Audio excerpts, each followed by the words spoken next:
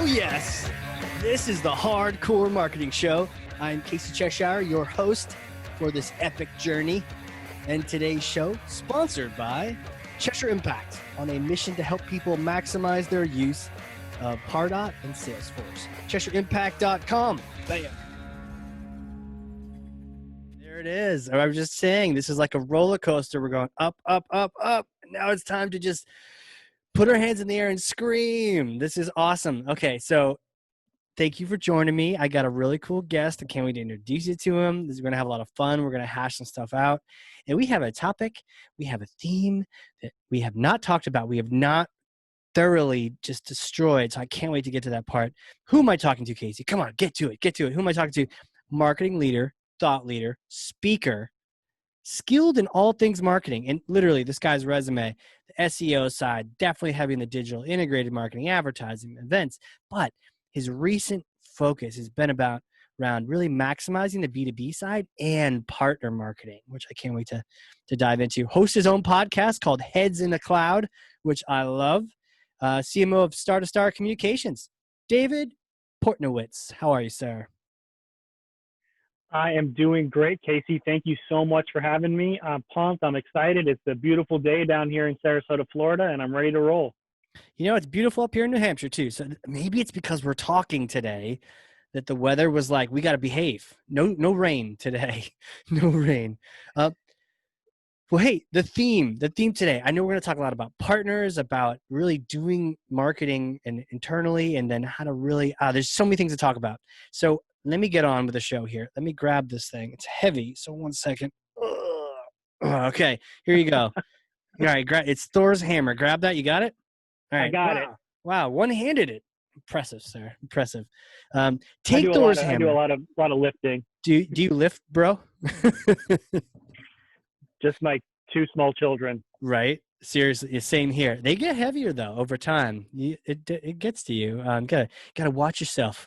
But take Thor's hammer that you're wielding with one hand like a badass, and smash for me some kind of marketing myth, bogus strategy, misconception. Set the record straight once and for all. Yeah, I appreciate that. You know, one thing that I hate that really kind of ticks me off is that when you see in the partner space, you'll see a company come out and launch this new partner program, and they've got this partner portal or a PRM, a partner relationship management, similar to like a CRM, but kind of for your partners. They launch it. It's great. And then they just leave it. And they expect the partners to come. It's like that. It's like, if you build it, they will come. And it's absolutely not going to work. You know, the outlay of money that you sort of built, sort of spent on either building your own PRM or going out and investing in a third-party solution, that's just the beginning. You got to have people that are going to manage it. You got to have content that you're going to be continuing to put into it daily, weekly, monthly. You've got to continue to fill up that partner, that PRM with content. You may want to bring an agency in, right? You may want to hire more people. One thing you can't do is just expect your partners to stumble upon it, right? You got to communicate to them why they should go in there, what's valuable to them, how it's going to increase their pipeline, what's going to drive sales for them. Why should they spend their time promoting your brand, or sort of co-branding their stuff with your brand and their brand? Why should they spend any of the time doing that? Because it's going to affect their bottom line. It's going to drive them more revenue. It's going to increase their pipeline. You have to do all those things for them.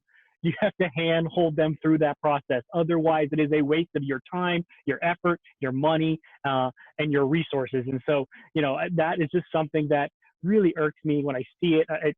Other companies tout their PRM, and it's like, yeah, you put it out there and you didn't do anything with it. It's just, you have no engagement. So, that's something that I think is, in our industry, in my space, it is prevalent. It happens all the time, and it just really pisses me off. Why do they go this route? What leads to that kind of thinking, that thinks you can just like plant the seed and just not water it, do anything with it whatsoever? Well, I think because it's a good PR play, right? I mean, we launched this new partner marketing platform where we've got great content for you, but and then they sort of expect, well, my brand is big enough. These partners are a little bit smaller or whatever. They'll come to it. They'll use it. No problem. But you look at the engagement rates on these things and they're below 10%. They're below 5% of partners actually getting in there and using the content. Why are you, if you're spending hundreds of thousands of dollars on putting together a PRM and the people in place and, and creating the content and doing all those things and then just kind of leaving it there for dead? I mean, it just makes zero sense. In a partner-driven sales model, the partners are your lifeblood. They're what pay your paycheck. So, you've got to arm them. You've got to get them moving, right? The more they sell, the more in theory I could make, right? Because if the company's doing great because the partners are selling, maybe I'll get a raise. So you have to think about it like that. Yeah. It's like why people think like partner marketing is not the field of dreams, right? If you build it, they will come. The baseball players just miraculously appear. That's not going to happen. Like a couple may trickle in, but they're not going to play a whole ball game there. It's not the movies here. It's not Iowa. It's not happening. You just build this thing. And I love that you addressed this certain thing. I wonder if you could talk more about this, the idea of you were saying like, you got to ask yourself why. Like, why do they want to go to this thing? It's kind of like when I get the email that I hate. People have listened know that this is the email I hate the most, which is like, come to my new website, check it out, right? That has no value to me whatsoever. You just interrupted me. I unsubscribed from that like it's hot because it's like, check out my new website. I don't care about your website. It sounds like the similar vein here. Hey, we got a portal. Great. Good for you. I don't care. I'm busy over here. Partners are busy. I got to sell this stuff. I got to do this stuff. I got to make my own number this month. I don't want to be bothered by your silly PRM, your silly partner site, any of that stuff. Yeah, I think you got to think about it like this. If a partner is someone that you're relying on to drive your business, what is it about them that is really, really going to push them to go in there and do something about it, right? You have to stay top of mind with your partners. And there's a million ways you can do that. You can do that through nurture. You can do that through social. You can do that through field reps or sales engineers. But unless you're doing all of those things and you're constantly communicating with them and not just asking them like, hey, what's your pipeline? Where's my deals? Why isn't that contract signed?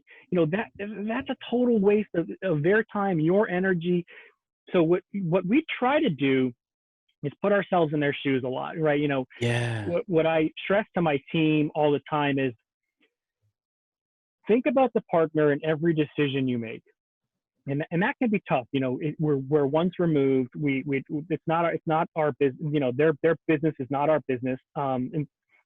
We are a part of what they're trying to bring to their customers. Right. In many cases, we may be, the only UCaaS solution they sell, but in some cases we aren't. We compete with the partners mind sharing. They may be selling Ring Central or 8x8 or Vonage or whatever the case is.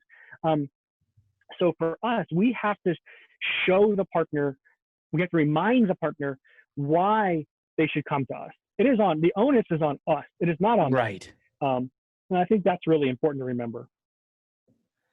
Just like with any customer relationship, you gotta get in their heads, understand what their challenges are, and what you mentioned staying top of mind. I'd love to. What are your 3 favorite ways to stay top of mind? I know there's like a million ways you can do it. Do you have some favorites that you're just like, oh, it works, it's magic, anything like that? Yeah, I would say they're I'm laughing because one thing that we have found that works incredibly well, and it's very low cost, and it just seems to really be boosting everybody's sales, is an application that we've used called Thanks, THNKS. And there's some other, and there's the competitors to this, like Sendoso and Giftano and place other SaaS-based gifting applications. But Thanks is great to use.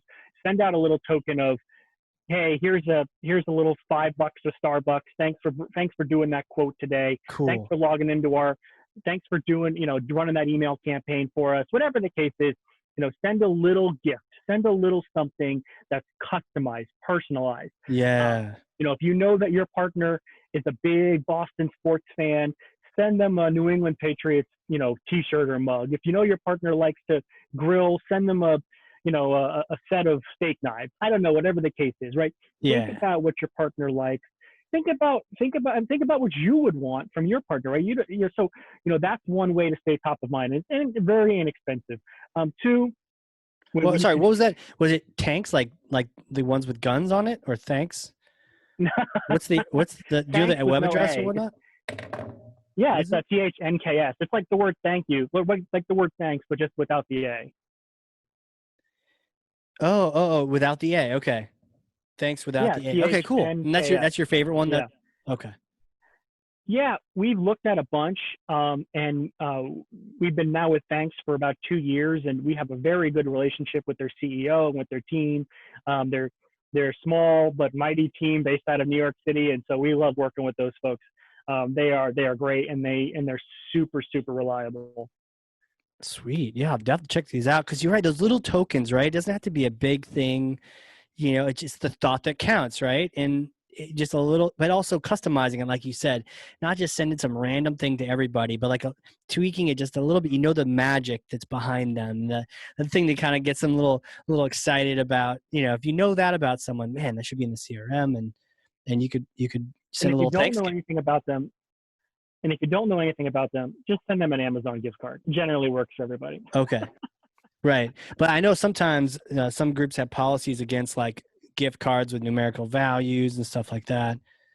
Um, So what you can do with that is, and what's really nice about Thanks is if I get, if I send something to someone who can't take a gift, you can actually write in the email that you get from Thanks, click donate the money, and the oh, money gets sick. donated to a charity that you choose, and they've got like a zillion charities on there, and you can pick the charity you want, and the money gets donated. So, you know, works for both Smart. sides. Smart. Okay, that's number one. That's awesome. I love that. What's next on the list? Yeah, next on the list, I would say when when times are semi-normal and you can get in a plane and travel. Hmm. Um, One thing that we really like to do and that we always see increases pipeline and sales is do road shows.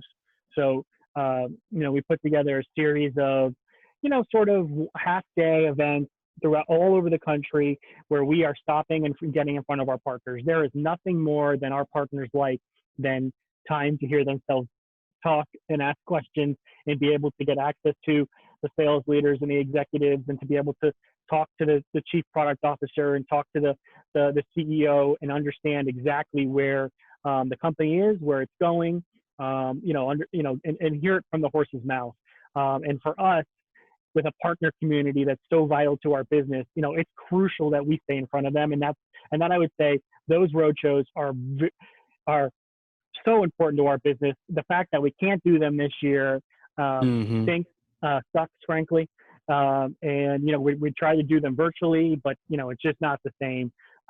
So that would be another high quality, maybe medium cost. There's travel and flights and setting up. I mean, but not I'm not saying they have to be this elaborate trade show.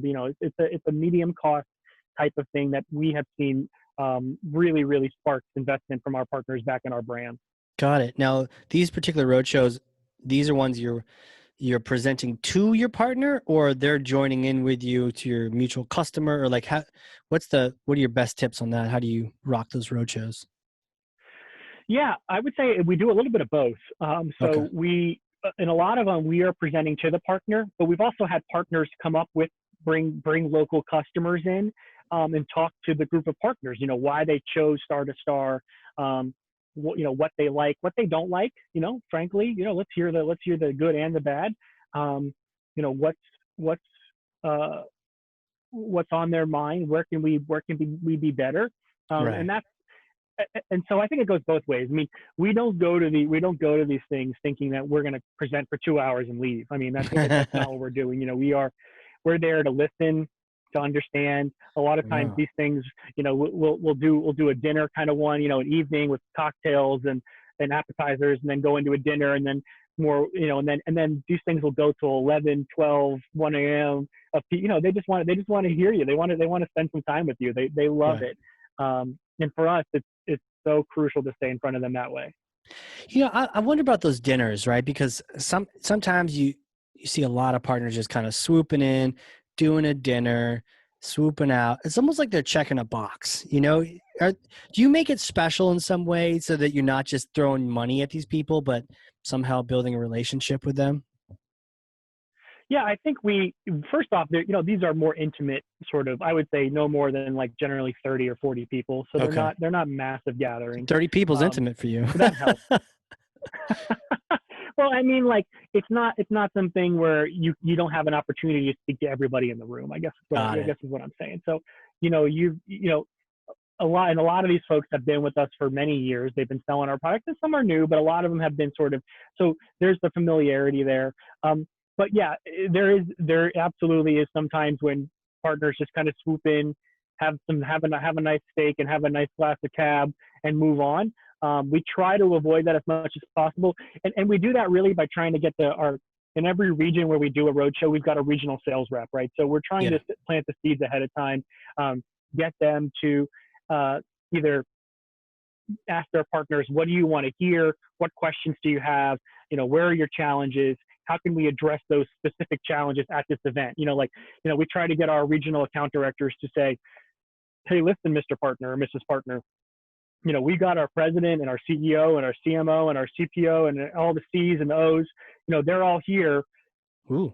This is your time to ask those questions that you always want to ask me, so come prepared, use this time wisely. So we try to set that expectation ahead of time, and get the partners thinking about, okay, this is my chance to really engage. And if they don't take that opportunity, maybe they're not the right partner for us in general. There's a little bit of that Yeah. that kind of can go both ways. Huh. I like that though. Watering those seeds, getting a little prep work done ahead of time for you, and even getting that team to bring your biggest objections, bring your biggest challenges, whatever it may be, when selling this type of thing across this industry, and we'll discuss it, and top 3 will get some cool prize or something like that. Exactly. We always come loaded with lots of gifts. One time I did a piñata filled with money. Oh, that's awesome. Yeah, they were mostly ones, but I think we had like some different denominations in there, right? So it was like mostly ones, but there's like a couple higher up numbers, and it's just silly stuff, right? And to your point, just getting them involved, but also teaching them. I think it's important to teach them, to really Yeah. give them intel, not just, it's like wine and dine them, yes, but also be using that time to, like you're saying, give them insights and make them better than when they first came to that meeting. Yep. And so to speak to your 2 points there, one, if you have small children and you've been to birthday parties, a piñata, not as easy to open as you might imagine. True. Two, competitive intelligence, or just intelligence of what's happening in the marketplace, and we kind of take for granted sometimes. I think that's a great point that you bring up. I'm speaking to analysts, Gartner, Forrester, Frost and Sullivan, Omdia, all the time. These partners don't have that opportunity, and we sometimes forget that. So just telling, keeping your partners informed of what's happening in their own industry Yeah. is super valuable to them. Sharing what Gartner shares with you, or what Frost shares with you, or Forrester, that's really valuable to them as well. And so, we try to do a bit of that, and as opposed to just making it all about star to star and trying to sell. Mm-hmm. We try to give them, say, because a lot of these folks, they don't have time, right? They're running a business day to day. They don't even know what's going on in their own industry. So, So true. you have to try to keep them abreast of um, of that information as much as you can. So I think that's a great point, Casey. And I'm with you on the piñata. Normally it's dad that gets I kind of like this though. I feel like this is on purpose. They make it so hard. My 7 and 9, that number keeps changing. The 7 and 9-year-old can't quite smash it, or the thing failed. So I had to like rethread it. But then eventually it's like, okay, dad's turn. And I just smashed the smithereens out of that thing. It feels kind of good. I'm like, cool. I'll see you next year, piñata. But so Kids love a piñata. Oh, they do. They do. And the candy and the things are flying everywhere. It's crazy. We started this year, we put different stuff in it too, like glow sticks and not just candy, and gum and stuff like that. But to bring us That's a back great to idea. your staying top of mind, we talked about the thanks. We talked about road shows. I was wondering if you could pick one more for like the top three ways of staying top of mind, the different things that really just gets those partners' attention. What would you put in the bronze spot? Yeah, so I think it's a combo of, for us anyway, in our space, it's a combo of I don't want to say this meanly, but Yeah, do it's it. a It's the hardcore marketing it's shows. Do this. Let's get mean. a it's a constant. Sometimes, and this is going to sound bad, but sometimes it's a constant barrage of shit, right? So what we have found is that um, you've got to. They're getting hit from all angles. There's just For stuff sure. flying around Yeah. everywhere, right? And so sometimes you don't know what's going to stick out in their mind, and we our take on this and our sort of learnings on this over year after year after year is like, don't go and take them out for a round of golf. So that's a waste of money, right? It's a Okay. complete waste of time and money. Unless you like golf. Keep feeding. Yeah, well, I do love golf, but that's great for me to play golf. It does nothing for our bottom line. Yeah, you don't need to spend like 4 times as much for everyone else to play. Yeah. Sorry, I know you're on a tear there. Yeah, okay. So don't not the golf. No. You're trust me. I'm playing golf next weekend actually. So you got me thinking about golf now. I know, right? So what we try to do is to try to give our sales team, enable our sales team with as much competitive, um, relevant content as possible, that they can then use. We will basically just continue to feed them with information that they can use to go back to their partners and help sort of what's going to help the partner business. And this sort of relates back to what we were talking about at the beginning, but utilizing, we utilize our sales team, our sales reps as like informants. You've got to keep them, up to date on what's going on. We try to keep things loose and fun. We try not to make it super serious, but we provide them with the content. We provide them with content, whether that's star-to-star content or industry content or, just whatever's kind of happening day to day. Give that to our sales team and let them funnel it off to their partners. I mean, one thing I always tell my sales folks is, just because when we send you promotions and spiffs, take those same emails, reframe them, write a little custom message, send it to your partners. I'll help you customize. So we're trying continually, and we have Google Doc after Google Doc after Google Doc of share. Here's notes. This is what you can use. This is, here's all the social posts you can use this week. We just continually try to give them content. Salespeople are dumb as fuck. So you have to give them as much content as possible. 20 minutes in, now we're getting to the real show here, people. This is the how do you really feel, Dave? So not all salespeople, but they're focused on what they're focused on, right? So it's like they're focused and they don't really want the details, and you got to speak their method, their mind, hit them where they're at. Sometimes we get a little lofty in marketing, we get cute. Yeah. Or no, am I just being too nice? I mean, tell me how it really is. No, you're not being too nice. I think we do get cute. I think our expectations are too high. We expect them to read we expect them to do the things we ask them to do, or to read the things we ask them to read, when what we've probably written is too long and too laborious and what we need to do is punch it up, which my team hates to hear me say. I say that all the time. It's a terrible thing to say, I know. But try to, keep it shorter, put it in 2-second little, and just continue to send it out. And they're just, like you said, they're occupied with other things, right? They're trying to close deals. They're trying to win hearts and minds on the street. And my little marketing spiel is probably the last thing they care about. But to me, it's really important. Well, true, right? So it's like we've got something we're trying to get across. They don't by default care. So we got to speak to that. And in the constant barrage of things, especially if it speaks their language, it makes total sense. My follow-up to that is, you've mentioned content a lot, and also you got to feed that PRM. You get whatever system you have or whatever program you're doing, or whether just natural, just you need that content to be enabling your sales team, enabling your partners. Do you have an approach to that? Like, how do you just, finger to the wind and like create content, or how do you plan to like really address their needs without just sort of writing something and hoping that they like it? Yeah, great question. That's literally something that we struggle with every day. I'll be honest with you. Yeah. But we have a content plan that we sort of outline at the beginning of the year, and Okay, cool. we put together. And these are the topics we want to cover based on what's happening that time of year. Obviously, this year got completely thrown off.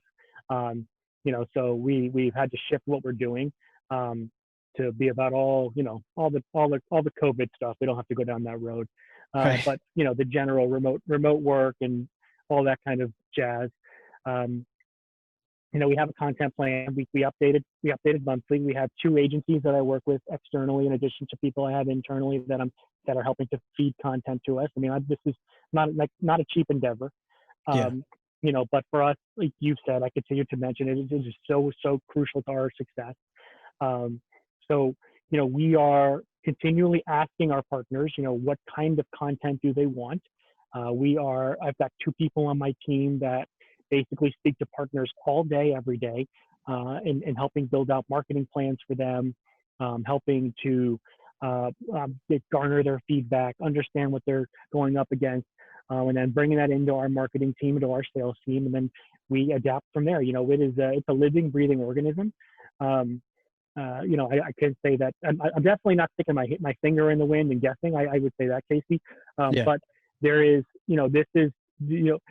this year we came in with a plan of how we wanted to talk about ourselves. We knew that we had certain products coming out. We knew that we were working on a bit of a rebrand, a sort of a rework of our messaging. So we wanted to focus on that a lot. So there is not one way to do it that's the right way. You could do it all in house, fine. You could do it all externally, fine. We feel like the best way to do it on our end is to do a bit of a mix. Right. And I am not a huge fan of changing agencies a bunch of times. I just think it's a pain in the ass. For sure. To have to re-educate an agency on what your business is, how you speak, the language you use, how you make money. I mean, it takes 6 months for them to learn anything. And so to do that every year is a pain. So I try to keep the same agencies on, which may be not the most effective strategy from a cost standpoint. That may cost me a little bit more in the end because, they don't feel like they're competing against anybody else. But, I definitely think that there's a trade-off there. So, listen, content is vital to any good marketing organization. How you use it is probably more important though, right? So Okay. we try to create everything that's scalable. So when a partner, I'll just give you an example. A partner comes to us and says, I'm going up against this competitor. Yep. And in this vertical, it's in healthcare, right? What do you have for me? And we say, you know what? And against that competitor in that vertical, I don't have anything today. Let's create you something custom, right? Well, we don't create anything that we can't use for every partner. It's a waste of our time and our money, right? So we've got 1,000 partners across our network. If you've got that challenge, partner A, partner B or C or Z has that challenge as well. So we try to be smart about the content we create, so that it's reusable for multiple partners, that can be used for both digital and maybe more traditional. It can be used in social. Sure. I mean, we try to stay one step ahead and think about those things as we're creating and developing content. So I don't know if that answers your question, but that's kind of how we think about it. Yeah, no, that makes sense. As you're describing that, it got me thinking, what doesn't work? Have you seen anything that just is like a total fail? We know doing nothing, like set it and forget it. That's the fail. You smash that to smithereens. Are there any of these tactics? We talked about your favorite 3. Are there any ones that you're just like, it's a miss, or it's not a high priority for you, to put it politely? Yeah, I would say, I'm kind of putting you on the spot, just picking your brain. I'm not a huge fan of spending a ton of money on big events. I'll be frank with you. The bigger events, like the roadshow is cool, but not like a global summit or something like that. Yeah, we will definitely go to a few big events. I will tell you, Casey, we've had more success at big events being on the ground, trying to do a little bit of guerrilla rogue marketing, Sure. um, setting up meetings ahead of time, trying to be a little bit more strategic about who we're targeting, um, as opposed to spending $100,000 at an event on a booth where the only people that we're going to talk to are other vendors who are also waiting for customers to, or partners or whatever the case is to walk by. Um, you know, and that's not to say you won't see us at an event. We go to a lot of events. Right. It's not a small portion of my budget in a normal year. But big events, it's, where we might go, we might just be very targeted in who we approach. Yeah. Um, and I think, and if we're going to invest in our partners too, so one thing that we do is provide the partners with MDF or co-op dollars, money they can spend to Hmm. help promote our brand and their company. Um, we're gonna advise them on those same things too. So they come to us and they want to go to a massive event and use their co-op dollars that way. We're going to want to see the plan for how they're going to use that Mm-hmm. money and what kind of return they can expect.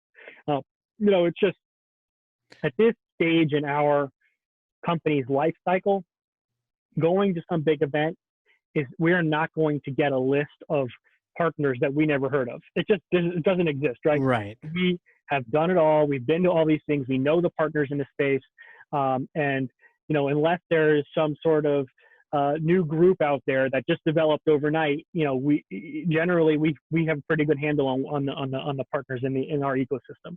Right. So that's one thing that I just, from a marketing standpoint, you probably won't see Star2Star do, is just go out and spend hundreds of thousands of dollars at a big event. Oh, for sure. And as you even mentioned $100,000, I was thinking, man, that would be one hell of a badass roadshow series, in like 15 towns or maybe just 10 towns. Either way, that would be a pretty kick-ass series of roadshows as opposed to one event. You're right, where they're letting all of the locals in just to get freebies, or Yeah, it's everyone selling to everyone else. You're like, wait, we're all we're not, we're all like vendors here. Oh, okay. Yeah, we're waiting for the sheep to come in. The keynote's on yeah. right now, and they'll let them out in a second.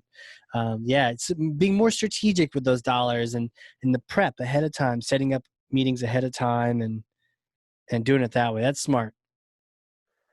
Yeah, I just this anytime we have to spend money for a sales boondoggle pisses me off. It's just like, anytime that the sales team is like, oh, I need to take my partner to the Indy 500. It's like,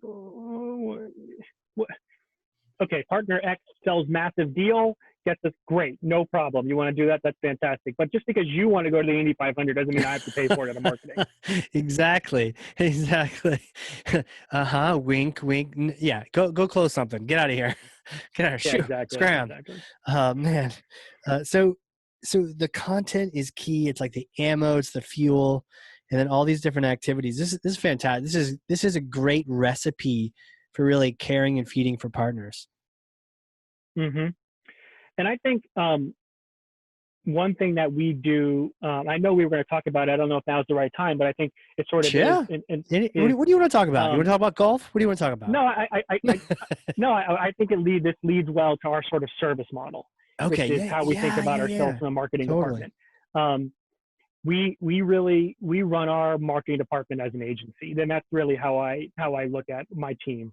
I have writing, I have video, I have content, I have analysts, I have graphic design, and I have event person. So I've got someone who sort of fills each kind of role in an agency.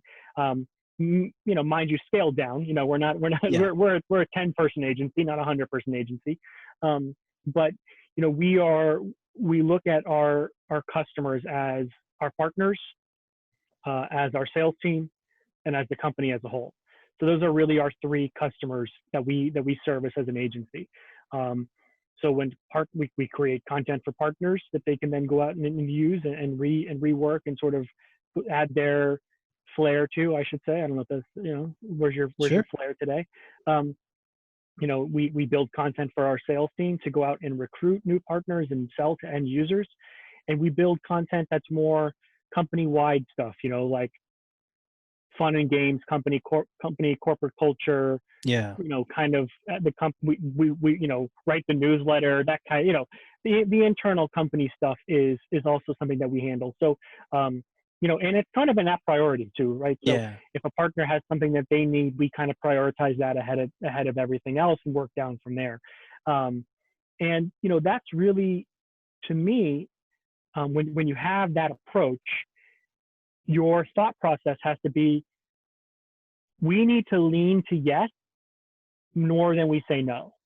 And that might not be the answer that a lot of marketing departments or people under will want to hear, because it just creates more work.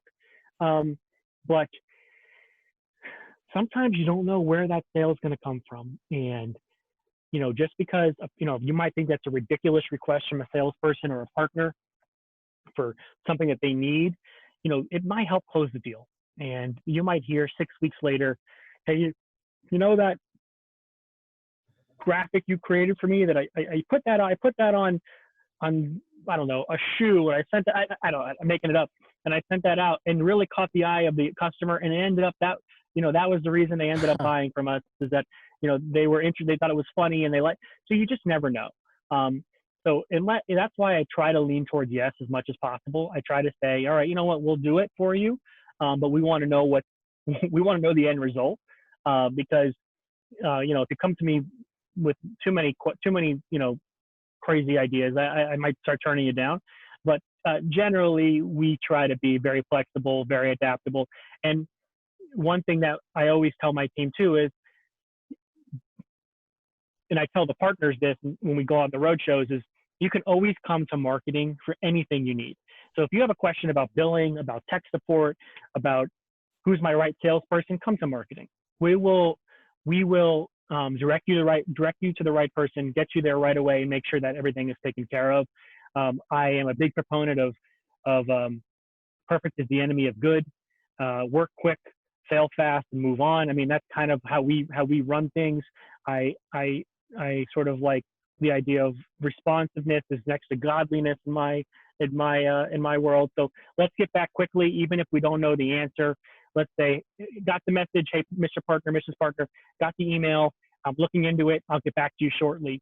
It just helps foster that relationship. It's all about that. So that's generally that's the sort of how I like our team to think.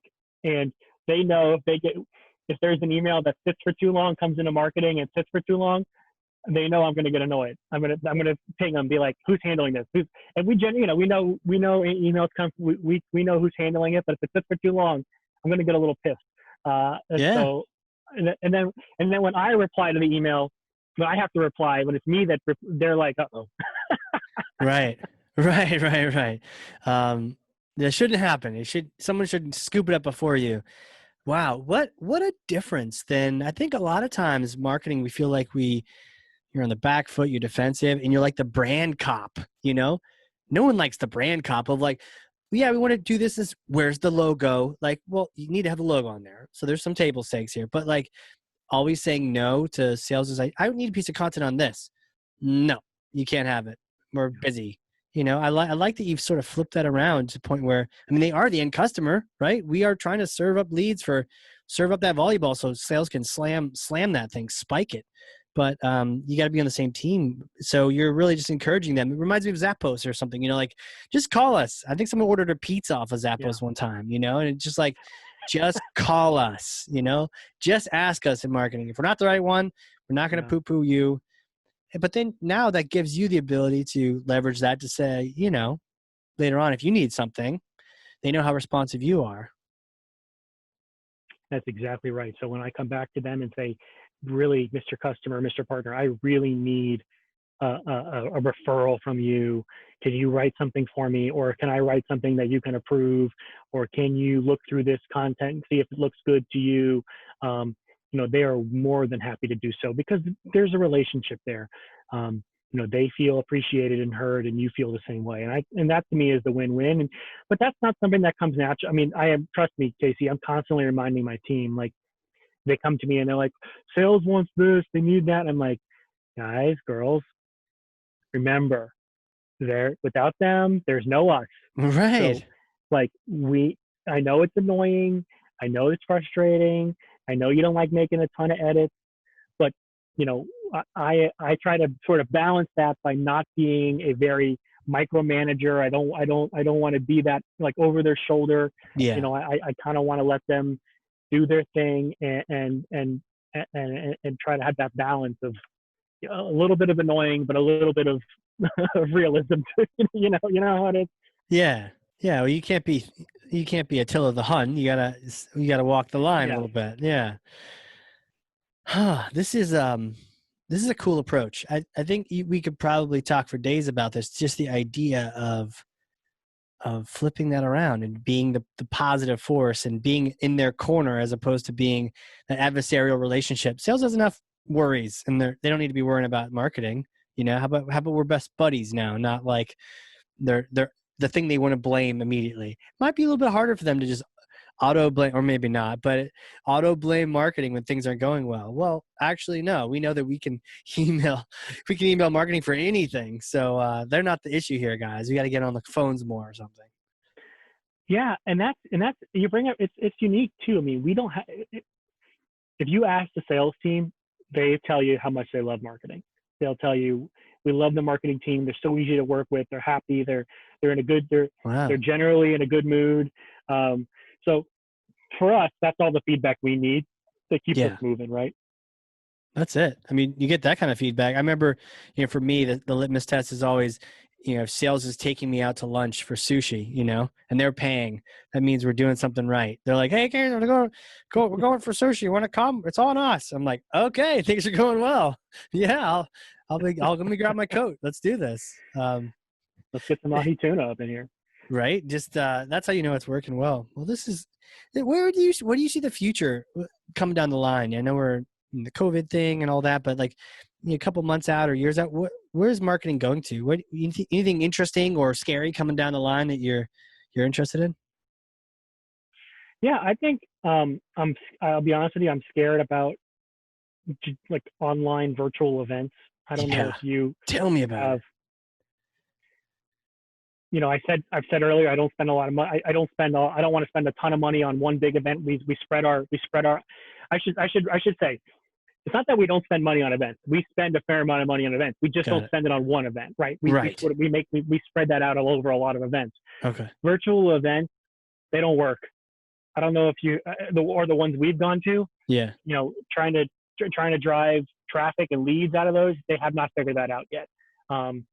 This sort of virtual booth Is there experience. something missing, or is it just they're trying to fill a void with something that's not the same? I just think when you're at an event and you can walk around and there's a lot of networking, it's different than, when you're sitting at your computer and you're supposed to be sort of a participant in this virtual event. There's just too many distractions. True. And there's kids walking in, as I think you saw earlier. Yeah, no, nobody, uh, everyone listening, nobody heard anything different, but you'd only yeah, captured on the video. And I think, I don't even know my you were my talking. 5-year-old walked in. I think he was Yeah. wearing a magician's top hat as well. Oh, hell yeah. That's awesome. So yeah, Um, the virtual events thing though, it's tempting because you're like, ooh, we could do all this for not $1 million. But then you're right. It's like, then you really want to get butts in seats. And then the thing that really gets me that I haven't quite figured out yet, I don't think I like it, is the idea for the big virtual events to pull it off logistically. A lot of them have their speakers pre-record their presentation exactly. and they're just playing Yeah. it back. What's the difference between that and a recorded webinar? Like, we've already been doing recorded Yeah. webinars. So if you want to go get one, get one. But then the idea of the event, it's like you're around people. There's a networking, there's the liveness to it, and the goofs and the realness of it. So it's there was one that we participated in a while ago, which was virtual, and most people recorded. I never even went. I mean, you could sign up and they just created content that lives forever on there. And I don't know, Yeah. I could be like not the right person. Maybe I'm not the consumer. Maybe other people are like, love this, but it doesn't feel like something I want to do, I don't know. Yeah, I have similar feelings, and so that makes me nervous, right? That makes me scared a little bit Right. because I don't know how that's going to play out, and if we're if we're not going to events and we're not being able to sort of use events as a way to stay in touch with partners and to get in front of new partners when we can. That's scary to me.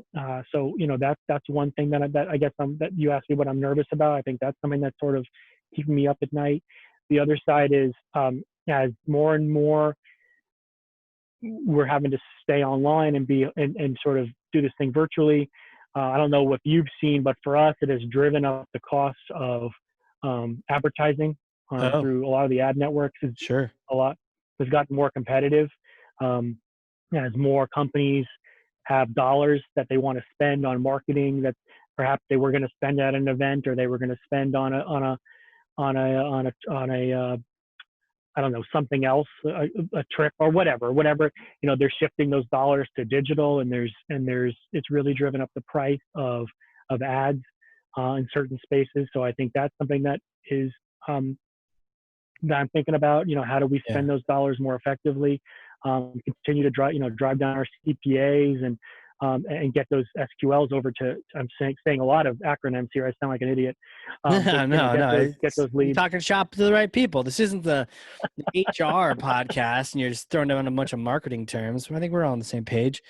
If not, we got Google. But to your earlier point around the events, I think what if virtual events are the thing that drives us all back to the real events? Because we're like, yeah, we tried that shit. It was terrible.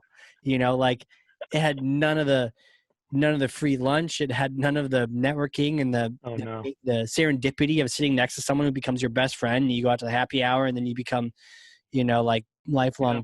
buddies and peers. And it's Yeah. all or sitting in a session because you can't get out because you sat in the front row. Never sit in the front row.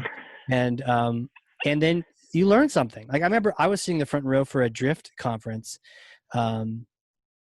I don't know why. We But I use got Drift. Big fans of Drift, by the Oh way. yeah. Oh, right on. Yeah. What's up, Drift? Yo yo. So I was at their conference back in Boston, back when it was, actually happening. And did you go to that one? Did you go to any of their conferences? Okay. No, but I met with some. I was out in Phoenix back in February at the B2B marketing event, Oh yeah. and the Drift folks were there. That trade show was the last. People that I've talked to that were at that show that I've talked to now, I'm always like joking with them that was the last trade show ever, because that was right before everything. When I got back about a week later is sort of when everything snowballed, and so we're always like, that was it. That was the last time anybody ever got to travel was to Phoenix. Last one ever. No, definitely not. Yeah. But yeah.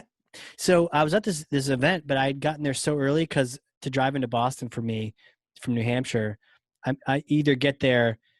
It's like you can either get there at 11 or you can get there at 5 and have no traffic. But if you want to get there for 8, you might as well try to get there for 5 anyways, because like it just doesn't, if you want to spend 2 hours in traffic hating yourself by the time you get there. So I was like, I'll go super early. So I went like 4:30 or something, got there super early. And I'm like, wow, I'm here early. There really is no one here. So I'm kicking around. Eventually I get in like as soon as they open, and I'm like, gigantic 1,000-person setup here. I'm going to sit front, center, like bad view and everything. But You were that guy. I was that You guy. were that guy. And you know what? There's different people that were chatting, and you can kind of do your phone, but not when you're in the front. It's harder because they can see you, and I feel guilty about that. So, but this one gal got up to speak, and I forget her name right now. Because I guess it's 2 years ago now, but she was like the marketing rep for like Def Jam Records and a bunch of different like R&B artists and whatnot. And, sometimes you're like, what am I going to learn about marketing from this person? But I'm in the front row and I stay. And sure enough, there's something to learn. What ended up happening was this gal was amazing. And she basically talked about the artists that succeeded. She would see the Puff Daddies and all different people come in, and some people would stick around and stay throughout their entire career, and some people be like one-hit wonders. And she said the difference between the one-hit wonders and those that like we've all heard about now is they weren't afraid to like try to reinvent themselves, to try new sounds. And she had this quote, this phrase, and I misquote her, but it sounds amazing. It was something effective like, take off your high school varsity jacket, pick up your spear and your bear armor, leave the cave and go get the next one, And I was just like, yeah, we do that. So anyways, it was like, you never know, but like, because I was in that seat. I'm not going to leave. I'm not going to walk out on someone in front row if they just started, So, man, you never know. And so sometimes the in-person stuff forces you to give something a second and prove you wrong Absolutely. and prove that, there is something going on here. Let me give this a shot. Otherwise, maybe you skip the virtual presentation, you're checking your email or something. I don't know. There's something about the in-person stuff. Well, I tell you, for the in-person stuff, for me, it really does honestly get my blood flowing a little bit, because you go to these sessions and these sort of breakouts, and um, you sit there and you listen and you listen and you listen, and then people are just, I feel the urge just to be a little bit controversial, because I just want to spur some reaction in the room, Yeah.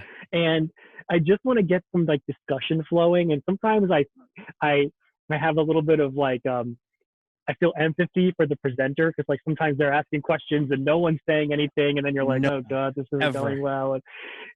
And so I try to be, for me, I like to try to get the room going a little bit. So sometimes I'll say something that maybe is a little bit like of like a weird take on something, but I just want to get the energy flowing.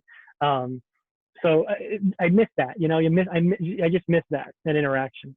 Yeah, it makes me want to do like a bait and switch on a presentation where the topic is like marketing's not needed at a marketing conference. Yeah, yeah. Everyone shows up all pissed, and then you're like, good, we got to sell ourselves, people. Let's do this. And they're like, oh, you got me, but I can't leave now. The doors are already closed. Like, I'm stuck.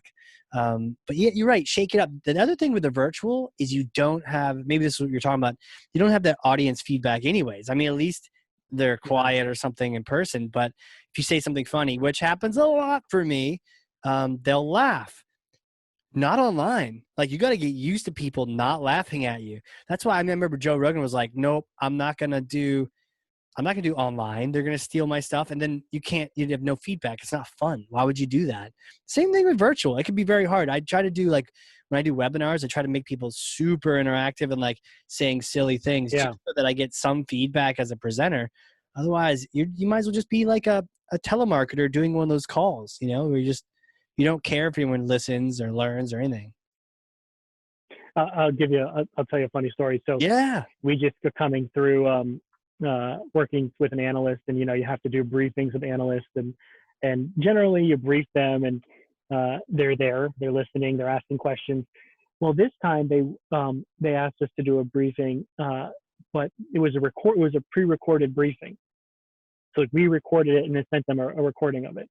I'll tell you, it was the most awkward hour and 10 minutes of record. It was just so, there's no pushback, there's no feedback. It was just like hard to get used to, it was me and a couple other people doing the recording, and we're sort of playing off each other, but it's just not the same. You need that someone, you just need someone nodding and listening. You just miss that. And I think from an event standpoint, the other thing that you don't get is sometimes when you're at an event and you're on the floor or whatever, something's going on, it's going to draw people in, and that's really hard to do in a virtual. I mean, there's not that sort of original or authentic experience. You're missing all of that, and that to me is that's a challenge. I don't know what's going to happen. I have a hard time seeing how we go back to doing an event in Las Vegas where there's going to be about 3,000 people in a trade show hall going in and out, and I can't see that happening for a while, and that's scary to me. For a while, yeah. I mean, I see a lot of events have pushed from this year to next year. It'll be telling if people pull it off next year. Maybe more efficiently, maybe not as pizzazzy at the beginning, but I think there's at least half of us that want to mingle with people, right? There's the introvert, the extroverts. There's some of course, percent of the population. I think a lot of times at these events, it's to go to a fun location. It's to get out of the office. So there's a lot of those other intangibles that to get out of your house. Get out of your house. Yeah. And so if you don't, I see it coming back, half because I want it to, and half because we're not at the point where we need to be 100% virtual for the rest of our lives. I could see temporarily, Correct. but I do see it coming back. I think especially after a year of us not having it, people being like, okay, anywhere. I'll even go to an event in New Jersey, please, someone, you know, like not even, like New Jersey is always a place I was like, well, I don't want to visit New Jersey, but I hear there's some nice places there. I've never been. I've only been to the places you can forget, but it's like, I'll go anywhere, get me out of my Yeah. virtual home environment, mingling with Yeah. people. And sometimes you learn from the people that you bump into as well. Yeah. I agree with all of it. It's just, so that's, I guess, one thing that I'm nervous about for the Yeah. future. So we'll see what happens. I don't know. We shall see. Time will tell, sir. Well, Yes. like there's a bunch of experiences on your side. I'm wondering where all this expertise comes from. Who are you, man? Who are you? Take us back to like little Dave days, like little you. Was it little Dave or little David running around and getting in trouble? What It was it was like both. being you growing up? It was good. I grew up in Florida. That's right. I'm actually a Floridian. I don't think as many of us, like, people always joke, I've never been anybody who's actually from Florida. They all retire Um, there, right? You don't actually uh, grow anyone there yeah, except for oranges. exactly. Yeah.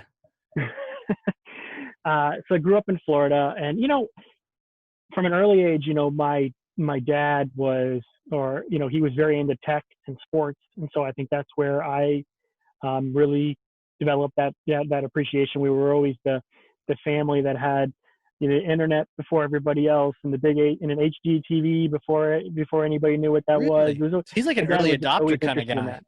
He's like cutting Yeah, he edge. was, and he just always was. I can remember in third grade, he came and did a presentation for our third grade class. He came and talked to us about like how to use a computer and like how to use like talking about the internet, and like he Right. just was like someone who, and that wasn't his job. I mean, he worked in Parks and Recreation, so it wasn't like he was um that was his space, but he just was always interested in that. And he grew up playing soccer and playing college soccer, so I played a lot of soccer and basketball, and um yeah, and that's sort of where I got, I guess, the passion I have today. And I ended up going to school at the University of Florida, another Florida thing, I got a degree in master's degree in sport marketing and sport management, um, and I really mean, wanted to be in the sports world. yeah, I mean, sports, right? It's a fascinating degree to go after. It was just like, I just want to hang out with professional sports teams all day. Or it's like, we don't even necessarily know what degrees mean when we sign up. Like, we don't know what we want to do I and we don't know. know what the degree means. So that sounds good. Like, but what was your plan there? Was it I, to like go work for? well, I started college as a poli sci major. I thought I was going to be a Okay. lawyer. Quickly after a semester realized that was not for me, and switched to, and I didn't even know sport management was a thing, right? I had no Oh, idea. Um, so I switched to that, and really really liked it at the time too. At UF, they've since moved it, but it was actually, when I went to school there, it was in the School of Exercise and Sports Science.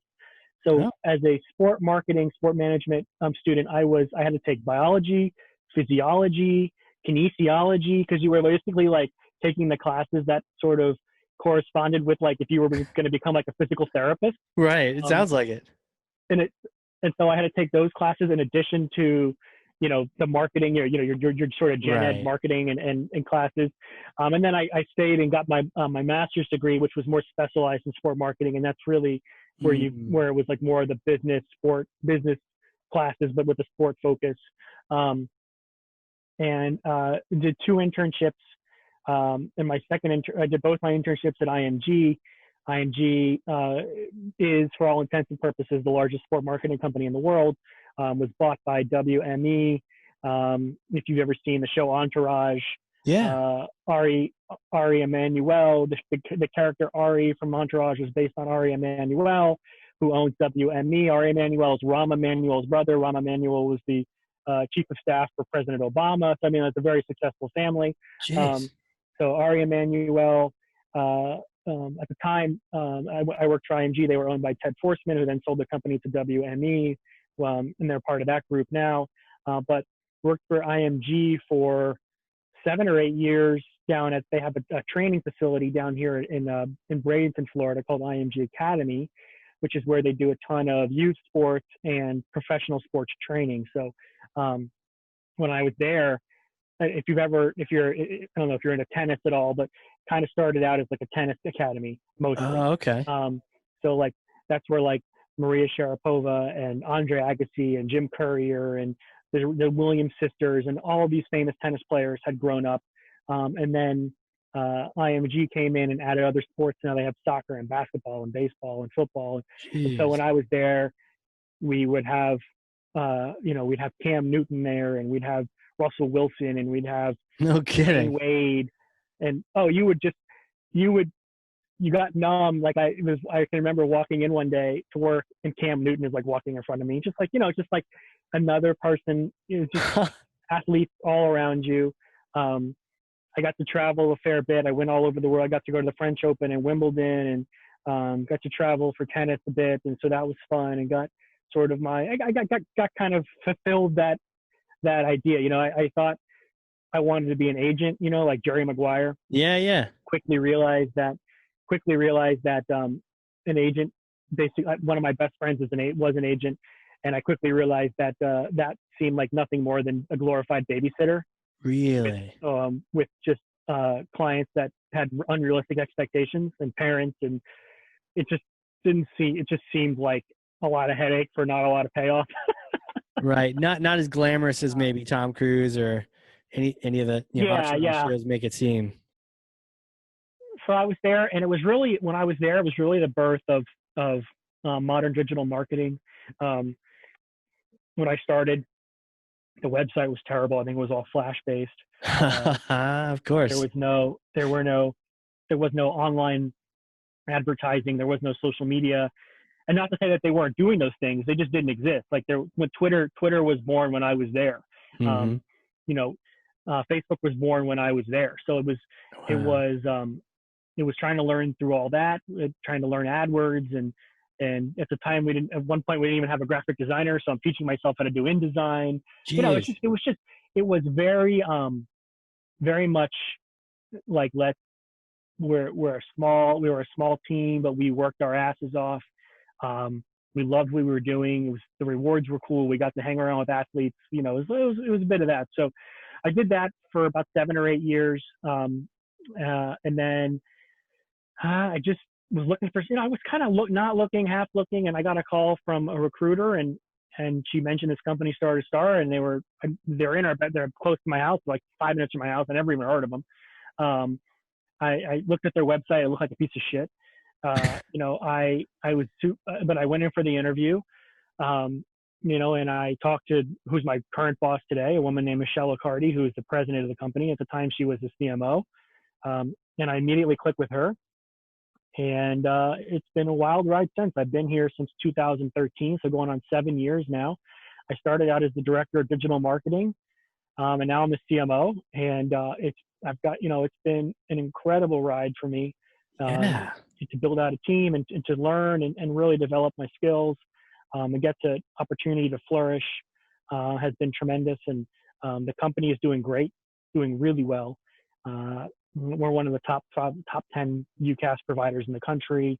We've got a really supportive owner who's super involved, and we've got fun. We've got great people, and the company's we're just primed for major success. And I'm excited. It's very very entrepreneurial. I would say it's a very entrepreneurial company, which keeps it fun. And we're, like I said a while ago, I don't know, we've been talking for a while. Okay, so we're my boss and I are she's a big proponent of, like, let's try it. Dave, you have an idea, let's do it. Let's try it. That's good. Yeah. Yeah, and then let's see what happens. And if it fails, it's not your, it may not, it's not your. There's just not a lot of like, well, that didn't work, we're never trying anything again. That's not the philosophy. It's like, all right, that didn't work, let's move on to the next thing. Like, don't worry about it. We put it behind us, we move on, and we don't worry about it.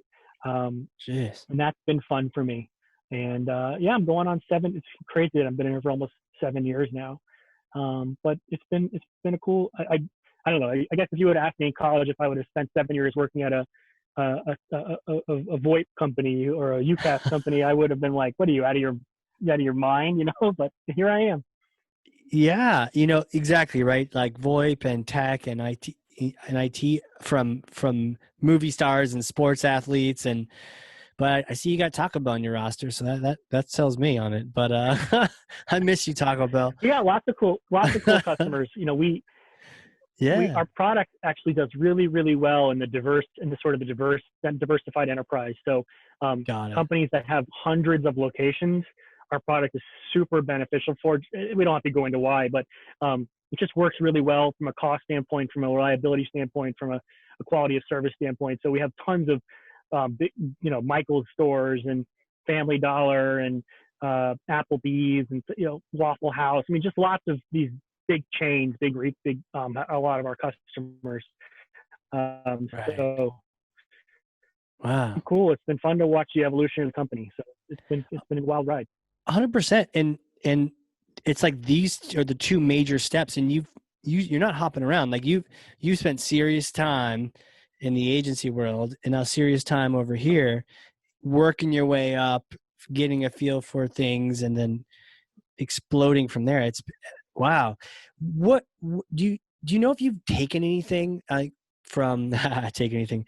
Do you know if you have brought anything from your experiences in that agency world into your marketing, and does it even maybe tie into the partners and take it's almost, I don't want to say babysitting partners, but like it's almost like doing that at scale maybe instead of doing it one-on-one. I don't know. Is there anything there? Yeah, it's a good question. I think the main takeaways that I took from IMG and I sort of translate them into Star to Star is this focus on customer service. Hmm. At IMG we were catering to a very high end crowd. The product is youth sports training, but for the more on the more wealthier side, I would say. Yeah, the tip at It's the not. top of the spear kind of thing. I mean, Yeah, I mean, so the yes. families that send their kids there are have high demands and so I think there was that level of customer service that we wanted to provide and everywhere we went, and the quality of things we were looking for, and we were very very very much a stickler for the brand and for how we Mm. talk. I think I've taken a lot of that with me. Some of it I've changed, some of it I haven't. But I think that foundation, which I had got out of college, I didn't have out of college, I think really, really helped me in my next step, which was to understand how to take those things and use them and try to scale them up for a different audience and a different perspective. And um, I'll be honest with you, when I came to Star to Star, I was like, oh, partners, B2B, this would be so much easier than B2C. And Did some cranky movie my star, some whole, cranky sports guy who wants his I'll shoes say, laced for him or something. I was completely wrong though.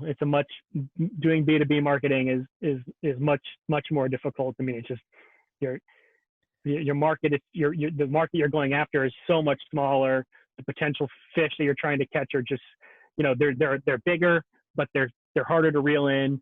Mm, So it's just it's that presents unique challenges, and I enjoy that. So yeah. that's kind of how I look at it.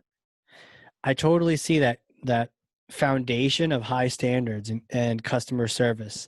Like I think people listening, I mean, they should like book themselves a really when this thing all gets out, book themselves a really expensive restaurant or you know hotel just for a night, just for a day. Don't go crazy with it, but to experience you want to experience that every now and then to just kind of expand your horizons to, oh, Mm-hmm. there are levels above TGI Fridays, right? And just to get a sense for it so that the kind of services you're providing for people or, expectations at a conference or this and that, you're, you're, you're not just setting the bar like you think the bar is set high, but that's actually like low medium if you know the full range, so understanding the range, more about where things are at. So I'm sure that your partner programs were experiencing like a higher standard of, oh, well, we got to take care of them like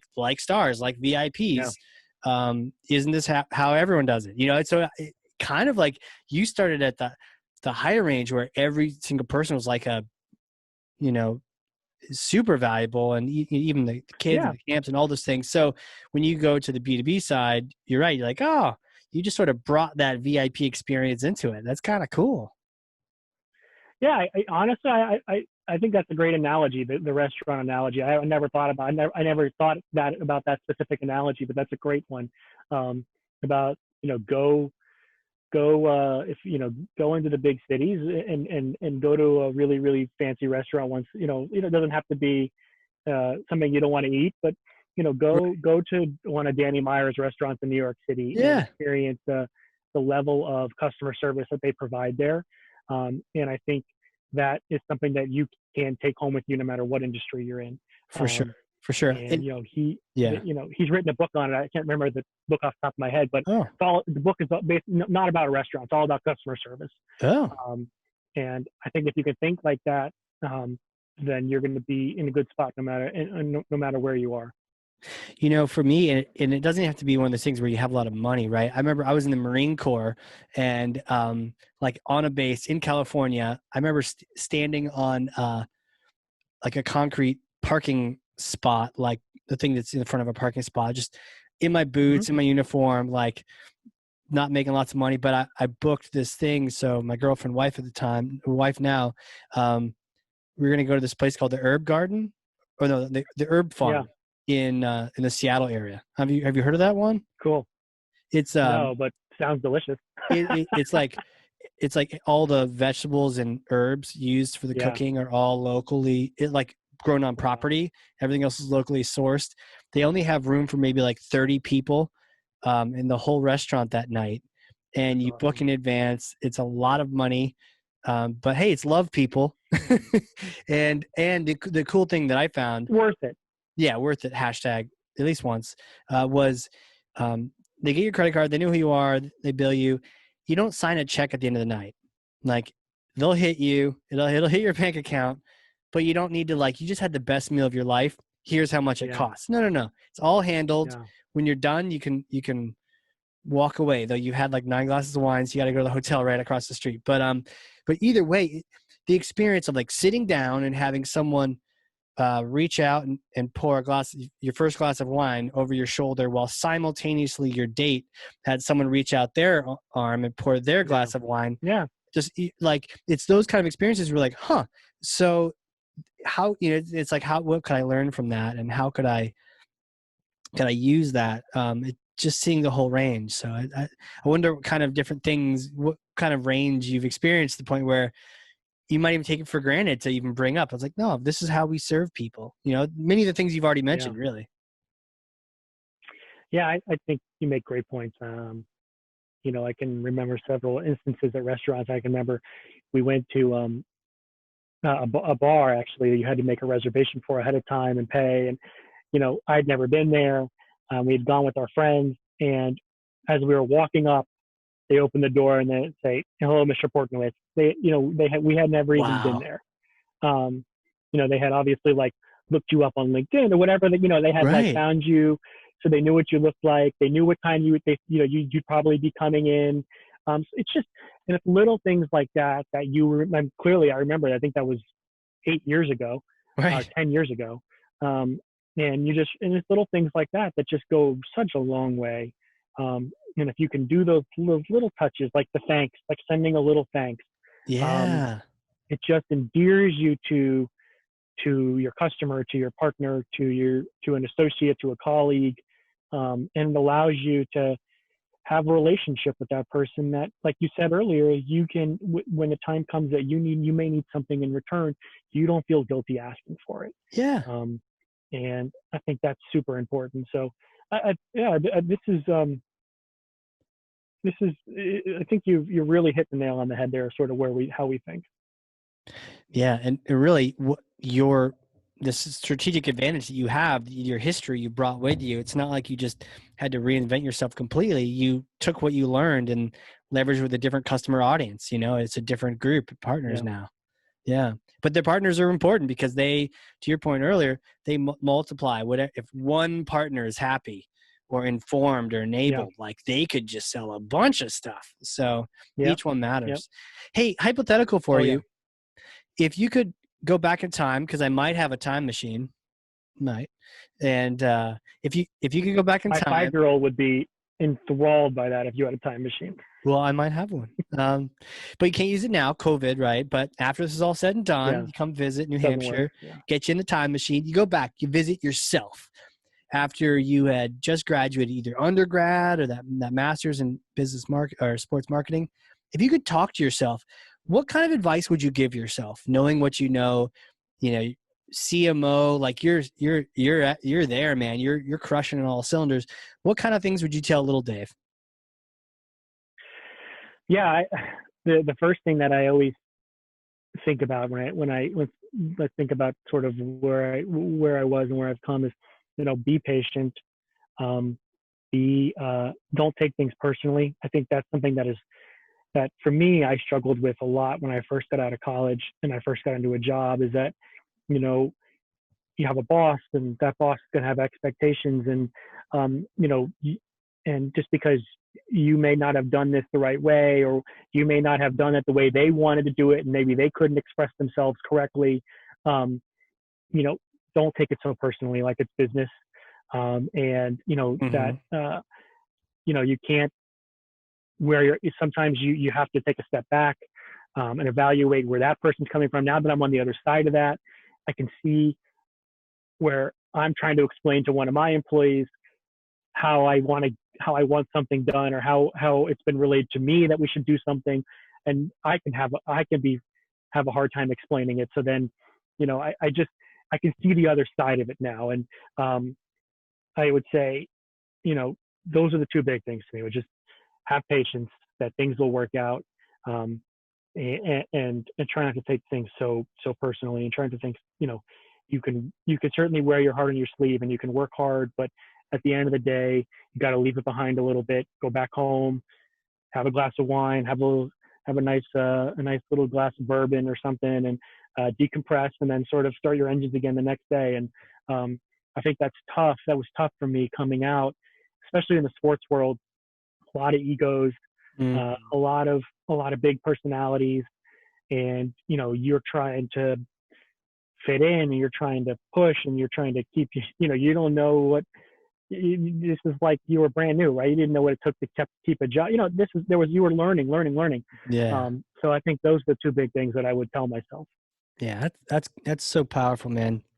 Not taking things personally. I think, we're trying to prove ourselves. We don't know anything. We're a little vulnerable and taking Yeah, stuff personally. Like, hey, I know I've created projects and I've been on both sides of it, and I may have been not good at receiving the project, or even or creating it, or designing, or passing on what my expectations are.